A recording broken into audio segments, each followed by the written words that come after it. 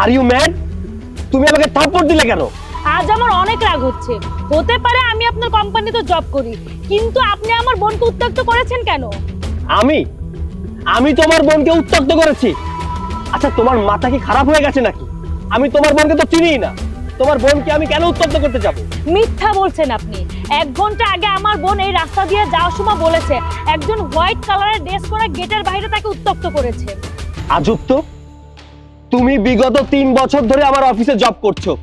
আমি তোমাকে ছাড়া তোমার ফ্যামিলির কাউকে চিনিই না, আর তোমার বোনকে আমি ডিস্টার্ব করব? আচ্ছা, আমি তোমার বোন তো দূরে থাক, তোমার কি মনে হয় যে আমি অন্য কোনো মেয়েকে ডিস্টার্ব করব?